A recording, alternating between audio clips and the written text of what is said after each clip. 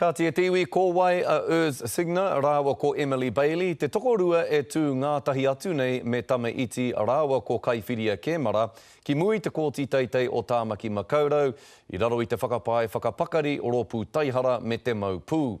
Koera te pātai a ngā roia o te hunga whakatuaki i te rangi nei. Ko te pātai tuatahi. Can you tell the court please your full name? Engari he whānui ake i te ingoa te whakahoki.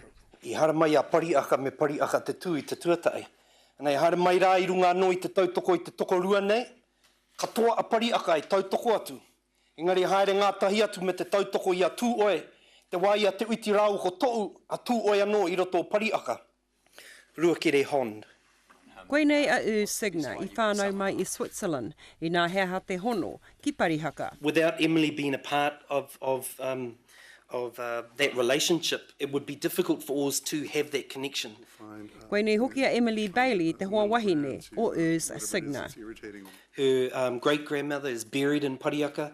Her whānau are well-recognised whānau. These are families who have been in Pariaka and participating in the activities of Pariaka for more than 100 years. Ina he pepe tā rāua i nāe nei, ko te pātai pēhea nā whiti āhua mō rāua kua kitea nei i te rohe o tūhoe, me ā rāua mahi whakakōki. So the idea of a rifle in Tūhoe isn't, I wouldn't be surprised at that at all. It's just the way the community is in Tūhoe. Every time I've been there, that's been the case.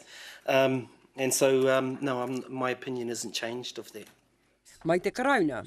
That they may be putting on a good face because they know that they're subject to serious charges.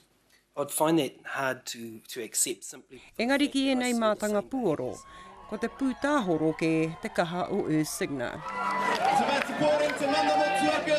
Wairua o te hunga e takatakahihi ana. Well, I think it's safe to say that the band members are all left-leaning in one degree or another. And the music that we play is the music of the Jewish struggle, really. Hei a pōpō ko te whakarāpōpoto i ngā meka matua ki te rōpū whakawā te kaumātahi. E āhei ai rātau ki te whakaaro, whakataunga. Tini Molyneux, te karere. Hei muri ake i ngā whakatairanga, kei te karanga tēnei māngai o ngā puhui kia whakahokia mai ngā kōiwi o ngā hoia Māori i ngā urupā o tā wāhi ki te kāinga. Hea hai. Kei rangi uru mātou e kōrero ana ki ngā kaimahi o AFCO, kua parea nei e tō rātou wāhi mahi, o tira kua kūtere atu nei, ki runga i ngā huarahi.